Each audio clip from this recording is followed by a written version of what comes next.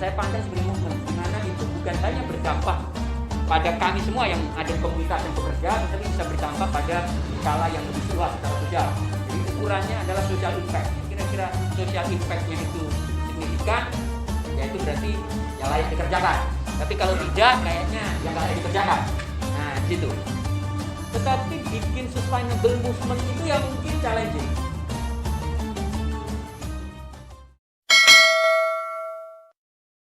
Civil society atau uncivil society. Jadi saya memahami semua yang saya kerjakan, ya saya pandang sebagai movement, di mana itu bukan hanya berdampak pada kami semua yang ada di komunitas yang bekerja, tetapi bisa berdampak pada skala yang lebih luas secara sosial. Jadi ukurannya adalah social impact. Jadi kalau kita bisa melakukan sesuatu atau melahirkan sesuatu yang kira-kira social impact-nya itu signifikan, ya itu berarti ya layak dikerjakan. Tapi kalau tidak, kayaknya yang nggak layak dikerjakan. Nah, di situ. Ketika saya aktif di Gus Durian gitu kan, ya mendorong Mbak Lisa untuk membangun Gus Durian. Jadi mungkin kalau saya nggak membangun Mbak Lisa mungkin juga nggak terbentuk, karena dia nggak punya pengalaman organisasi waktu itu dan nggak punya bayangan mengelola banyak orang. Saya yang punya bayangan, ya udah bikin aja diskusi rutin di Jakarta. Nanti teman-teman daerah yang pada bikin, dipersilahkan bikin rutin juga forum. Yang penting rutin, sebulan sekali tiap Jumat minggu terakhir. Disyaratin rutin. Akhirnya ternyata itu merebak di mana-mana, akhirnya tumbuh komunitas Gus Durian di berbagai kota. Jadi memulainya sesederhana itu.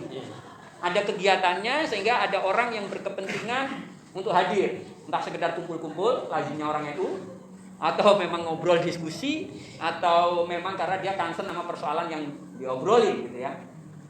Tetapi bikin movement itu kan gampang. Maksudnya buat teman-teman yang punya background organisasi gitu ya. Mulai dari generasi saya, adik, ini ada Mas Bambang. Nah, teman-teman sekarang saya kira bikin movement itu tidak sulit buat orang yang memang sudah lama di dunia aktivisme. Tetapi bikin sustainable movement itu yang mungkin challenging.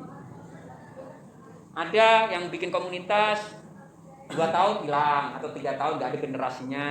Ada bikin organisasi setelah berapa tahun ya nggak kedengeran lagi gitu kan, entah karena memang nggak mampu mendinamisir atau karena konflik atau karena kesulitan pembiayaan apapun gitu. Jadi tantangannya memang bagaimana meng-create sustainable movement.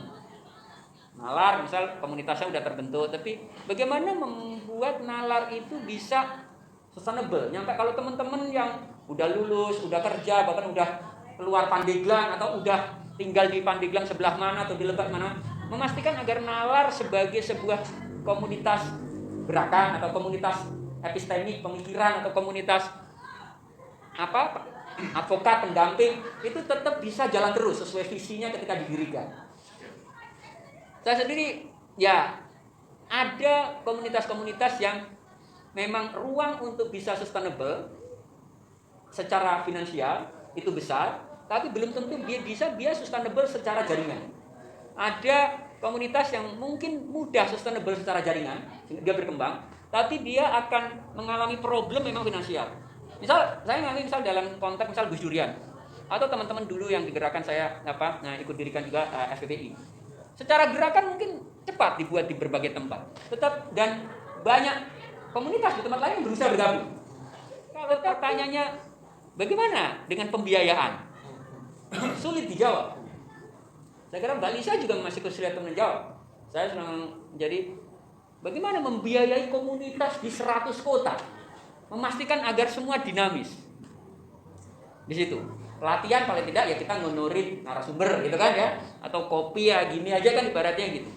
Nah dengan skala yang besar itu memang menjadi tidak mudah.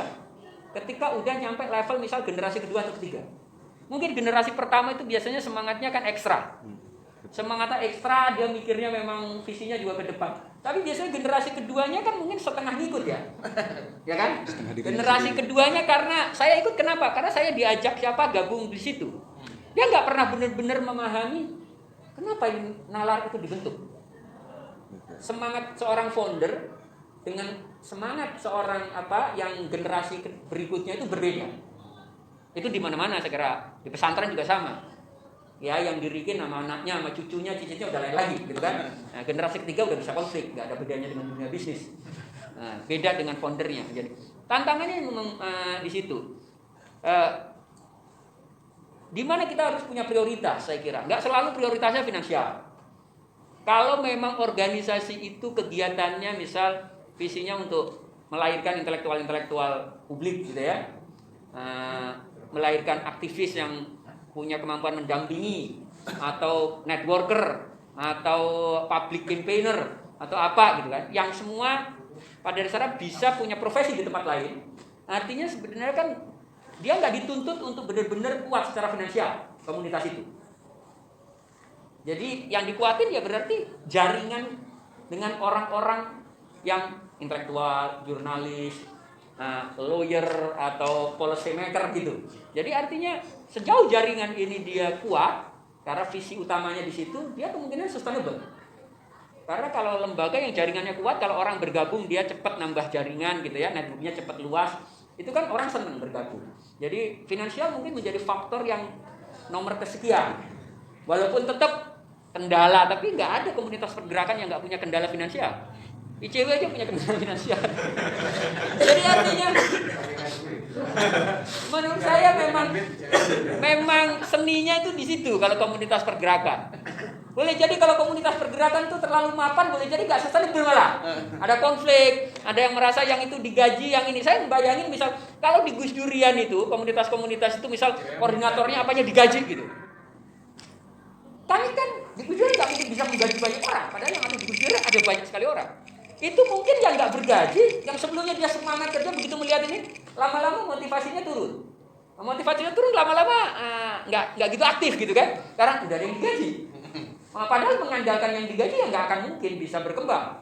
Apalagi kegiatan-kegiatan advokasi, networking yang itu memang butuh resource yang banyak, butuh sumber daya manusia yang banyak.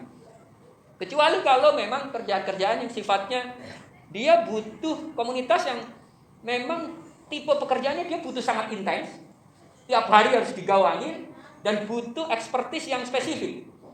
Jadi memang butuh kompetensi yang di atas rata-rata. Ya anggap aja misal kayak online atau Islami.co kan orang harus satu menguasai keagamaan, ilmu agama, mau Quran, hadis, fikih, sejarah dan bla bla bla. Yang kedua harus bisa nulis.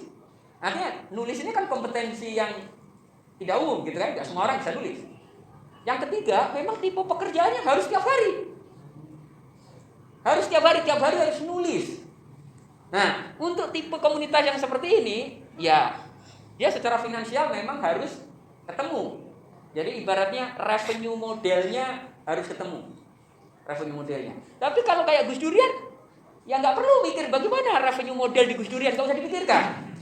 Saya nggak mikir, makanya saya kira nggak mikir. Tapi yang penting bagaimana agar dinamika di Gus Durian jalan terus. Tapi kalau online nggak bisa. Kalau revenue modelnya nggak ketemu, nggak ada orang yang mau menulis tiap hari. Nggak ada orang yang selalu nulis nanti buka kitab nulis sore ini jadi atau besok pagi jadi. Nggak ada. Karena itu kerjaannya yang tuntutannya tinggi. Nah, akhirnya kita harus mengembalikan memang ke visi karakteristik komunitas kita masing-masing. Saya pribadi ya dengan tadi misal berkumpul dengan teman FPPI, Gus Durian, dengan NU Online, dengan Islami.co atau Zaman Voice Plus atau yang lain-lain ya kacamatanya beda. Kacamatanya beda. Jadi nggak bisa satu pendekatan untuk seluruh komunitas. Nah, model komunitas. Saya sendiri misal terutama ya kalau NU Online, sharing teman-teman, kalau NU Online itu secara finansial ya relatif aman karena ya dia ada bendera NU-nya. Artinya kan semua orang kenal NU, mau dari kelompok sipil atau pemerintah. Artinya ya ada aja yang ngajak kerjasama, atau kalau kami yang nawarin kerjasama itu lebih gampang, gitu kan. Orang yang proposal pas nama NU aja kan banyak banget gitu ibaratnya. Yang kadang barangnya nggak jelas istilahnya, apa yang dikerjakan nggak jelas. NU Online kan jelas, dia media. Orang kerjasama bisa kerjasama publikasi, bisa sosialisasi program, bisa kampanye, bisa bikin buku karena anak-anak bidan nulis buku, bisa bikin workshop karena jaringannya luas. Kalau mau bikin workshop, seminar di berbagai kota bisa. Artinya selain dia ada bendera NU-nya, tapi juga memang kompetensi yang bisa dikerjakan NU Online banyak. Tetapi dengan Islami.co misal sama Elik, Islami.co saya buat karena saya menganggap kita nggak bisa menjangkau orang non NU dengan NU online, karena udah kadang ada bendera hijaunya. Jadi kan ibaratnya yang agak-agak salafi gitu, yang agak konservatif, yang agak-agak PKS, yang memang backgroundnya bukan NU lah, mungkin nggak mau lah ya menjadikan NU online sebagai bacaan rutin. Nah, makanya saya buat Islami.co dengan orientasi yang lebih urban, muslim urban targetnya. Yang saya ajak pertama ngantor ya Elik ini. Jadi sederhana, jadi saya terus nyewa apartemen setengah tahun. Elik ini dulu bareng saya di Nutizen. Nutizen tuh kami bikin perusahaan tapi di investasinya dari Singapura, tapi kemudian kami Elik waktu itu memutuskan off, kemudian saya memutuskan nonaktif karena juga tidak cocok ya dengan partner. Dan akhirnya ambruk. Jadi saya punya pengalaman 2 kali dapat invest dari pihak eksternal, Voice Plus dan Nutizen, yang nilainya totalnya kurang lebih mungkin antara 4 sampai 4,5 miliar ya, Lik ya. Dalam kurang lebih 2 tahun. 2,5 tahun lah, 2,5 tahun. Jadi investasi yang tidak kecil, tapi nggak jadi. Sementara kemudian saya ngajak Elik udah kita ngidupin Islami.co. Islami.co sebenarnya udah saya bangun lama. Tapi kemudian begitu saya memilih karena nggak cocok di Nutizen, saya milih nonaktif. Elik waktu itu juga ngomong ke saya juga mundur mas. Saya mau mundur. Oke, ini aja udah. Nyaman seriusi Islami aja, hidupin. Ya udah, Elik yang saya ajak, kami sewa kantor setengah tahun, beli komputer ya. Karena apa? Beli komputer editing karena saya yang gawangin tulisan ibaratnya, karena network saya dengan teman-teman penulis banyak, saya sendiri bisa nulis. Elik yang gawangin video, saya nggak bisa ngedit video. Elik memang pegang kamera dan mulai belajar ngedit video waktu itu. Belum jago-jago amat waktu itu hitungannya. Jadi dia ngantor sendirian karena saya nggak tiap hari kantor. Jadi ya dia ke kantor sendirian. Pokoknya sendirian, pokoknya apa ada yang diedit, ada yang nggak diedit ya pokoknya. Tapi dari situ brainstorming terus. Kemudian beberapa teman yang selama ini kontributor tidak tetap itu saya tarik untuk jadi redaktur tetap. Mulai ngantor. Nah, mulai ngantor 1, 2 dari sebelumnya ya ngantornya ya kantornya sekedarnya dia mau masuk berapa kali waktu itu juga belum bisa gaji layak gitu ya, nggak bisa gaji sesuai standar UMR. Ya udah masuk cuma berapa kali, tapi mulai saya dibantu teman-teman nyampe ya lama-lama sekarang bisa berkembang ya kira. Nah sekarang ada 10 orang di Jogja juga ada ini, kita bikin ya nulis, kontributor banyak, bikin video, bikin ilustrasi, ya ini kasih kerjaan adik ini. Jadi walaupun nggak ada kaitannya dengan Islam, tapi artinya ketika saya bikin Islami, saya memang membayangkan bahwa bisnis modelnya seperti apa. Ibaratnya kalau orang mau bisnis, ini bisnis modelnya seperti apa, revenue modelnya gimana, cara kita mendapatkan pemasukan itu gimana, karena biayanya kan ada rutin. Nah tim yang harus ngai bulanan, ya kita harus breakdown. Ya kalau media kan oke, kompetensi apa. Kalau dari tulisan itu bisa ngasilin uang nggak? Oh mungkin ada banyak lembaga-lembaga yang juga concern dengan toleransi dan perdamaian, yang mereka nggak punya penulis sendiri, ya kan? Ada banyak, ada Wahid Institute, ada Ma'arif Institute, ada banyak sekali lembaga yang punya concern terhadap isu yang pada dasarnya kami teliti, tapi mereka nggak punya penulis sendiri.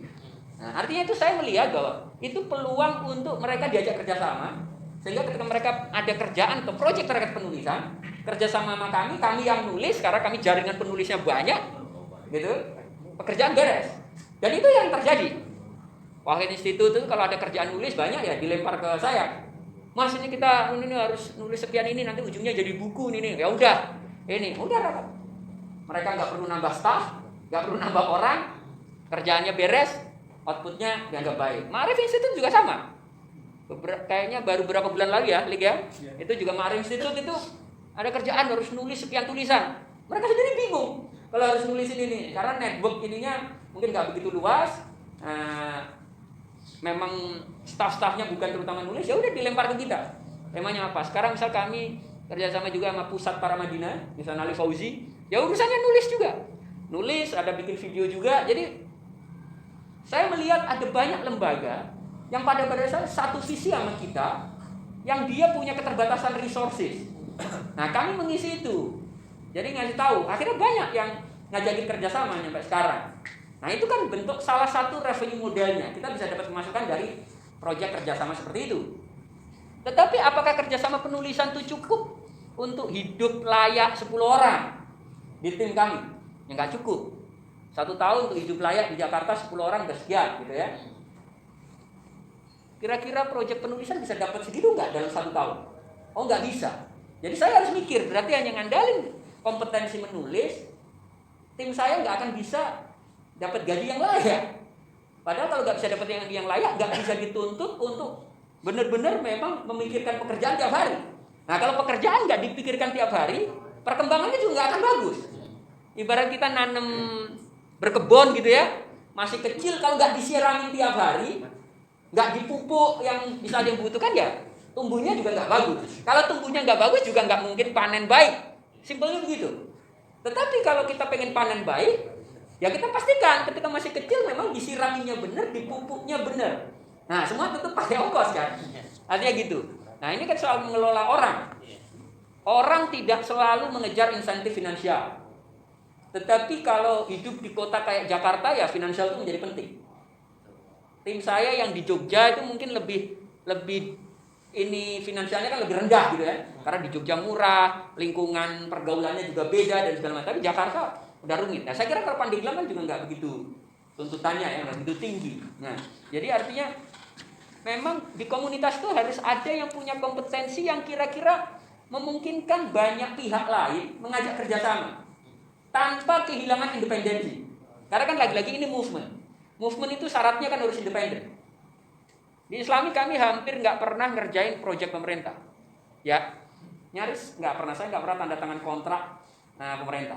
Kalau yang online, ya karena yang online soal sama Kemenak gitu kan, ya. Tapi di Islami memang kami juga nggak nyari ke situ karena ya kalau kita ngomong movement, independensi penting. Walaupun independensi itu bukan berarti kita nggak boleh kerjasama sama pemerintah, nggak boleh kerjasama sama kelompok A atau kelompok B, enggak.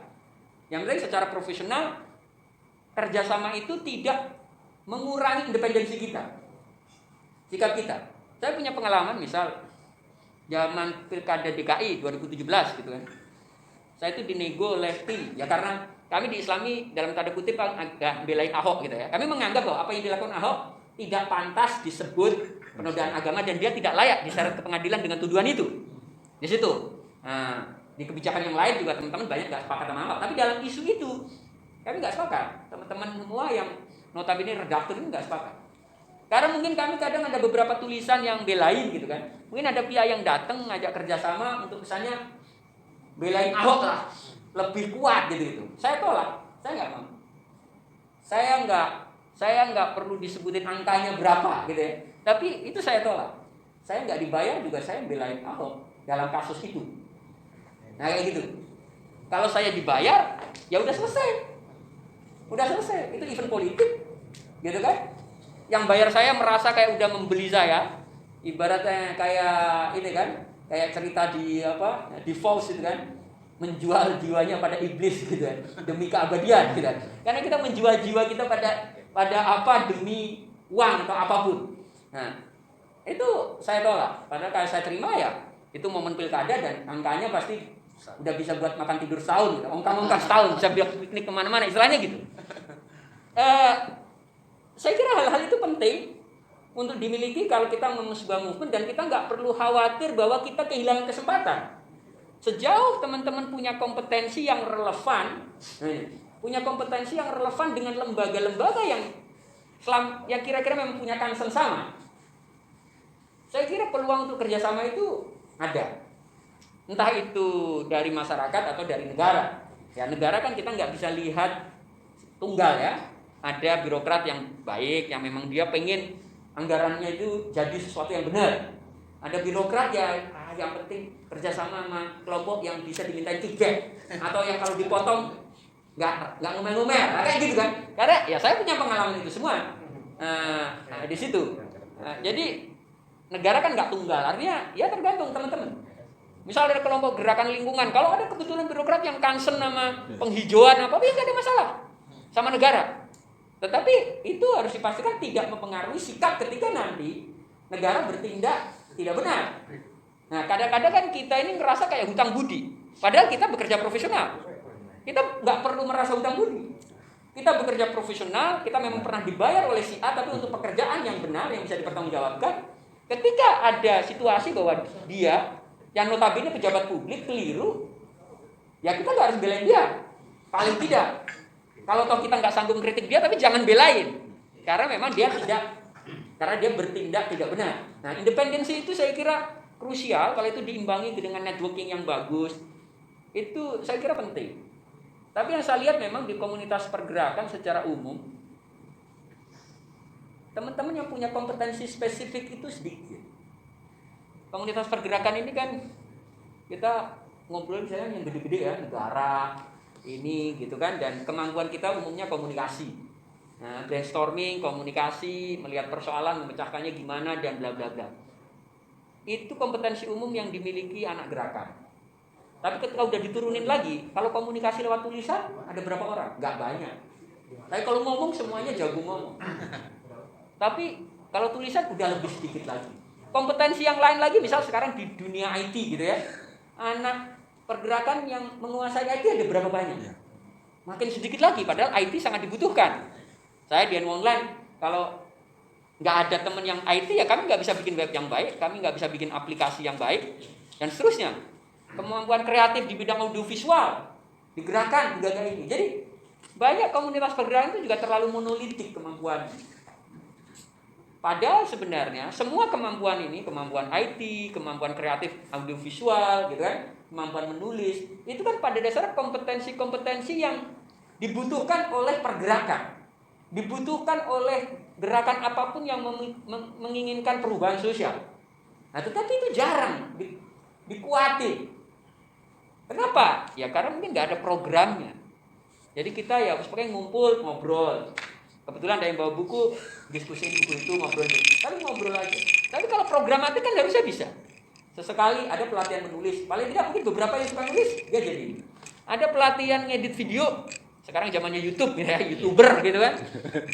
Ya udah datengin orang siapa paling tidak ini. Nanti ada beberapa yang tertarik ini. Ada yang ngerti IT karena memang IT itu udah bagian penting. Ibaratnya sekarang ya dengan IT bisa mengubah banyak hal, bisa memberi dampak. Kita bisa menyaksikan sekarang namanya kitabisa.com. Kitabisa.com dengan konsep yang paling sederhana dan agak meniru luar. Tapi hari ini signifikan banget. Banyak sekali orang yang masalahnya terpecahkan oleh kitabisa.com, ya kan? Menggalang dana untuk banjir, untuk Covid, dapatnya miliaran. Mau ada orang yang sakit pengobatan apa, dapatnya juga bisa ratusan juta, Pak. Kalau nggak menguasai ini nggak bisa. Dan teman-teman pergerakan yang lama ya generasi saya sangat sedikit. Jadi memang agak tertinggal. Tapi menurut saya generasi yang sekarang kan kalau memang generasinya bagus, ada banyak yang mungkin tertarik sama dunia IT. Di Gus Durian yang muda-muda itu cukup banyak yang tertarik sama dunia audiovisual. Tetapi kalau di teman-teman saya FPPI, saya cari-cari ya nyaris gak ada. Cuma yang nulis lumayan, ada yang jadi wartawan kayak Mustaqim, ada Zaki, dua-duanya di Kompas, ada Prima di CNN, ada banyak temen lah, Asnil sekarang apa itu, Aji Jakarta, yang menulis lumayan banyak karena dulunya aktif di Pers Mahasiswa. Tetapi ya tantangannya memang untuk membangun gerakan yang sustainable itu memang ya kompetensi-kompetensi atau core di komunitas itu visinya apa itu memang harus ditata benar. Kalau tidak memang menjadi rumit. Ya mungkin itu Ari. Saya kira adik juga bisa cerita kontak ICW dan seterusnya. Tidak ada masalah kalau dia.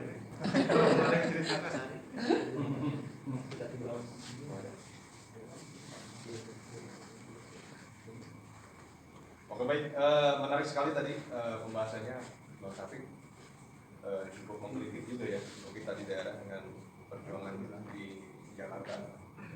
Untuk itu, sebelumnya saya belum memperkenalkan diri. Bang Syafiq, di Nalar itu ada berbagai macam profesi di kita. Ada dosen, ada konsultan di pemberdayaan, ada guru, ada pengawas juga, bentar lagi ada Pak Kepsek juga. Mudah-mudahan. Nah mungkin teman-teman bila ada perlu yang kita diskusikan terkait pembahasan dari Bang Syafiq, kita buka saja. Kata dari teman-teman, komen ya. Ini kelemahan di Nalar. Ketika dibuka pertanyaan pada Kalau diskusi nggak ada yang tanya itu kemungkinannya dua. Penjelasannya terlalu lengkap, gitu kan? Atau memang nggak nyambung. Karena terlalu lengkap kayaknya. Semua ada di dalam. Style. Jadi sulit. Ya deh saya pick. Oh iya silakan. Sang sebenarnya. Assalamualaikum warahmatullahi wabarakatuh. Waalaikumsalam warahmatullahi Staf khusus Rudiana. Nah, jadi saya sebenarnya memang beberapa kali sebenarnya memang di nalar itu kadang memang juga bingung juga secara pribadi seperti itu. Memang dalam rangka menaikkan teman-teman juga seperti kalau saya pribadi sih kalau dinaikkan lagi. Jadi teman-teman yang muda-muda yang sebenarnya memang yang harus didorong untuk semangat kembali seperti dalam berorganisasi. Karena memang saya juga melihat beberapa komunitas misalnya Salihara aja seperti itu yang hanya segelintir orang ya Bang Satu ya. Bisa melihat misalnya GM, Pak Nirwan Dewanto seperti itu. Mendirikan komunitas Salihara itu hanya segelintir orang, cuman dia mampu juga safety sampai sekarang mungkin anggotanya juga tidak bertambah-tambah. Ya, saya kira Salihara itu juga berat banget sekarang. Itu ya Bang Satu ya. Nah saya juga sebenarnya ingin safety bahwa nalar itu juga tidak perlu bertambah-tambah, tapi memang punya progresivitas dalam berkegiatan. Memang dianggapnya nalar itu kalau di mata teman-teman saya misalnya ya, itu nalar itu seperti malaikat katanya, karena bergeraknya di dalam anti korupsi kan itu kan malaikat kan susah jadi gitu. Kalau misalnya kerjasama dengan setan katanya nggak bisa. ini kelakar dari teman-teman saya yang di luar itu misalnya seperti itu menganggapnya bahwa nalar itu yang malaikat yang bisa ya ditoel-toel seperti itu. Kadang-kadang masih tanda petik juga sebenarnya memang beberapa teman-teman kayak Caimin dia bergerak di jurnalistik juga sebenarnya membuka keran teman-teman juga. Tapi kadang-kadang memang teman-teman sudah punya job, nah lupa sebenarnya itu. Ketika masuk ke nalar tidak ada job, misalnya kemudian setelah masuk di nalar ada job, nah mereka lupa dengan misalnya kegiatan nalar. Kadang-kadang ini yang terkadang juga menjadi kritik kita seperti itu di nalar itu. Nah dijadikan kata Dijal itu tadi di nalar itu hanya sebagai batu loncatan misalnya ketika dapat job sudah dan di nalarnya misalnya tidak bergairah lagi gitu Bang Sarif. Nah itu sebenarnya kita tuh ingin bagaimana setelah itu bergairah terus gitu di nalar itu. Mungkin tadi yang dikatakan oleh Bang Sarif bahwa memang ternyata ideologis yang ditanam di nalar itu mungkin menjadi minim karena apa? Karena itu dorongan terhadap kebutuhan seperti itu. Karena kebutuhan keluarga dianggapnya di nalar itu lebih penting seperti itu. Sampai misalnya ketika istri kita memanggil juga sebenarnya itu yang kadang-kadang suka lupa kita karena lupa dengan organisasi misalnya istri. Emang gitu deh. Adik bisa jawab. Karena memang gurunya sih. Itu kadang-kadang memang jadi kelemahan sudah berkeluarga itu kadang-kadang memang di nalar itu kan banyak yang sudah berkeluarga, hampir rata-rata semua berkeluarga gitu. Cuma memang kaderisasi ke mahasiswa itu ya itu tadi mahasiswa. Sampai mengatakan keluarga itu menghambat perjuangan gitu. Bisa jadi ya Bang. Angin samping.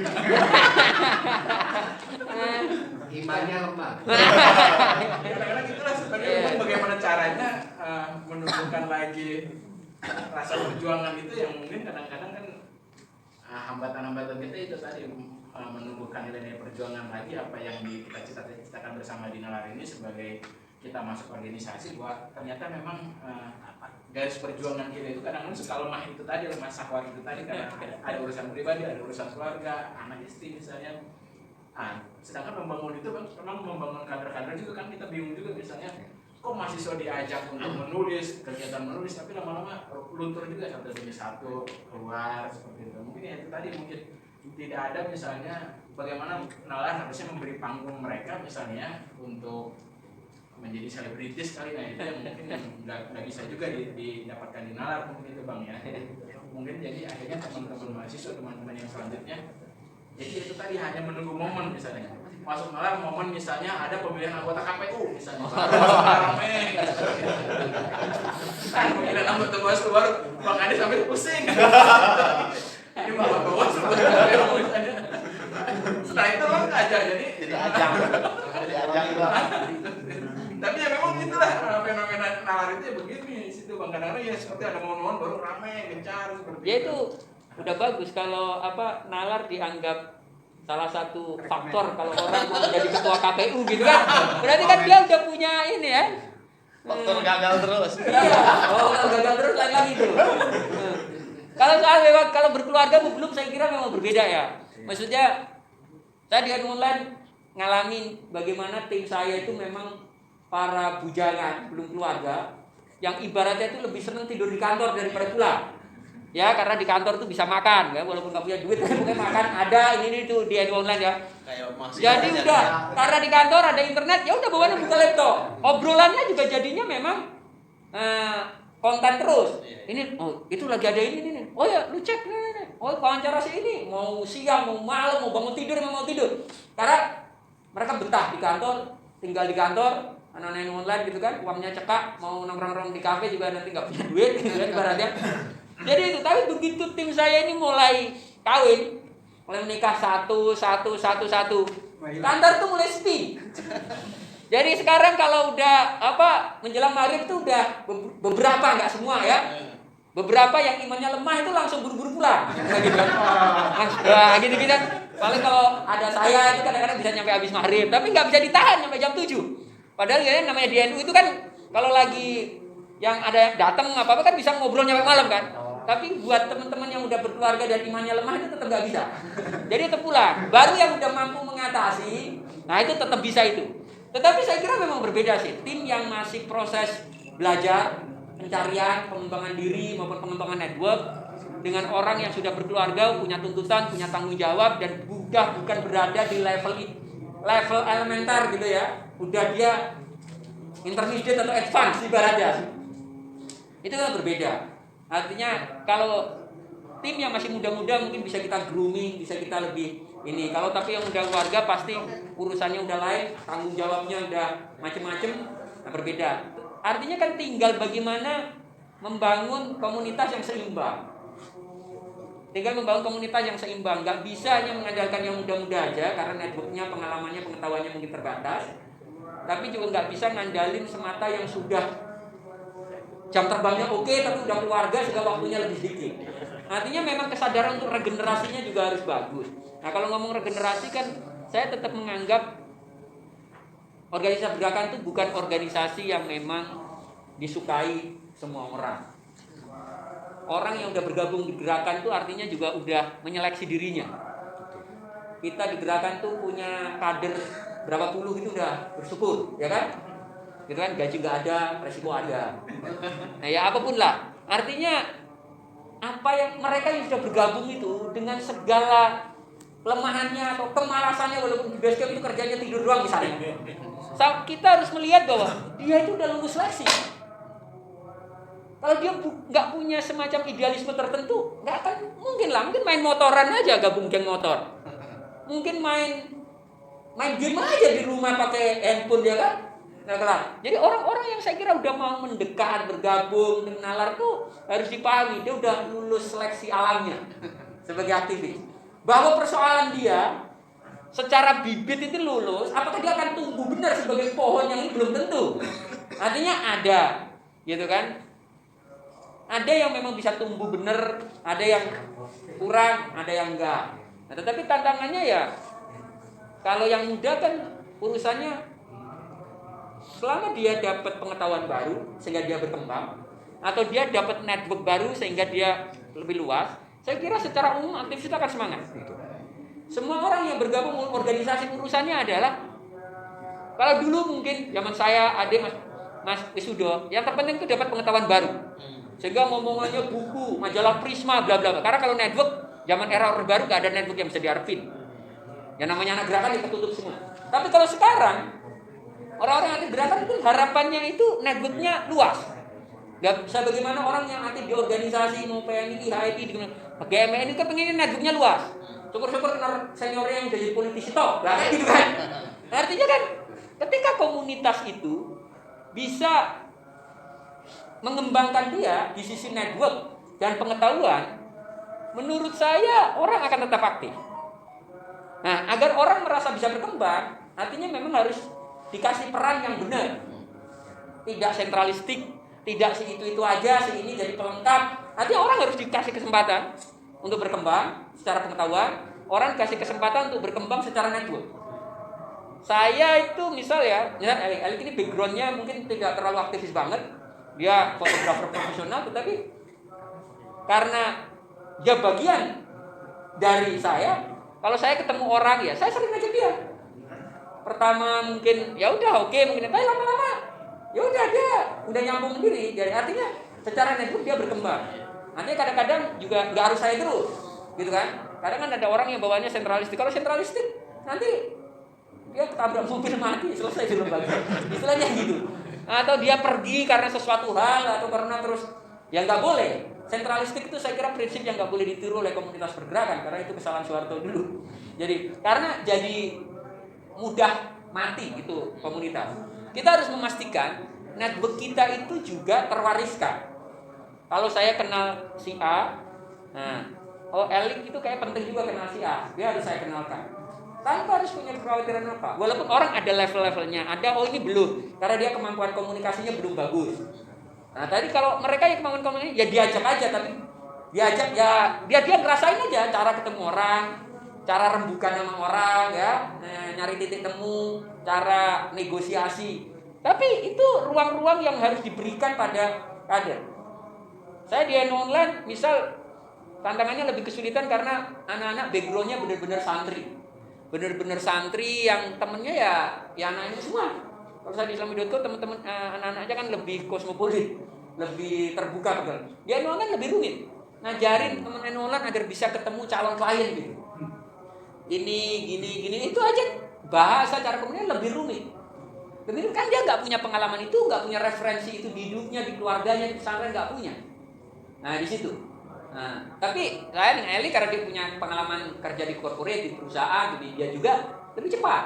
Nah, tetapi kesempatan itu harus diberikan kepada seluruh anggota komunitas.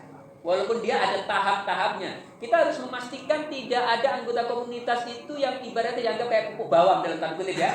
Pupuk bawang istilah Jawa tuh. Ya ada tapi kayak nggak dianggap gitu loh. Nggak signifikan. Pemain bola itu yang penting karena pemainnya nggak genep dia disuruh main. Tapi nggak diharapin apa-apa, nggak diharapin ngegolin, nggak diharapin ngumpan. Yang penting bisa main karena genep gitu kan. Tapi gara-gara itu nggak pernah dikasih bola gitu kan. Kecuali pepet gitu. Nah itu juga nggak boleh saya kira di komunitas gerakan karena ya gerakan makin kemampuannya rata-rata ya komunitas itu kan makin kuat. Kalau semua punya network, saya kira nalar nanti urusannya bukan hanya orang yang berkepentingan jadi KPU gitu kan yang datang kan, yang berkepentingan lebih gede karena apa? Wah seluruh pemain politik, aktivis, guru, tokoh agama, ormas itu bisa ditembus sama teman-teman nalar semua. Misalnya gitu kan. Artinya kan social dan political bargaining-nya makin kuat. Social political position-nya makin kuat. Dan itu nggak mungkin kalau di tangan 1-2 orang. Nggak mungkin ada orang yang punya jaringan kuat di politisi, tokoh agama, aktivis, wartawan, guru segala macam. Nggak mungkin. Artinya itu harus dikerjakan bersama-sama dan mensyaratkan memang semuanya punya kemampuan yang relatif setara dalam konteks dealing sama orang lain. Nah di situ, saya menganggap kalau komunitas akan merasa dia bakal berkembang di situ, saya rasa orang akan aktif. Orang akan aktif. Nah di situ, kecuali memang dia di luar dia merasa udah dapet cantelan yang jauh lebih prospektif gitu ya, secara politik, secara karir, secara finansial, secara apa, dia bisa enggak. Tapi kalau memang dia prosesnya dilarang kan masih bisa ditarik balik dan dalam tanda kutip ya, masih bisa diundang. Misal Ade itu kan masih bisa mengundang banyak orang gitu kan, karena dia mengkader banyak orang. Ya. Nanti bisa ngumpulin banyak orang gitu kan. Ya saya itu kalau mengundang teman-teman saya angkatan itu juga gampang. Mau ini ya pada kumpul gitu. Nah, tapi memang ya dia nggak bisa kumpul setiap saat kalau orang udah punya karir di berbagai tempat. Tapi ya nggak soal, memang justru itu memang harus regenerasi. Saya di Gus Durian juga udah nggak aktif amat, sering kadang kalau disuruh ngisi aja kadang nolak. Udah itu kalau yang itu si ini aja, ada yang lebih muda yang menurut saya nggak mampu. Mbak Lisa pun juga udah agak jarang ngisi forum-forum internal Gus Durian. Tapi itu ya proses yang biasa. Nggak harus dipahami ini kayak jadi nggak ini. Yang penting core community-nya tetap ada, diskursusnya jalan, organisasinya jalan, arahnya kemana masih kelihatan jelas, network-nya makin nambah, pengetahuannya meningkat terus gitu. Penting itu ya.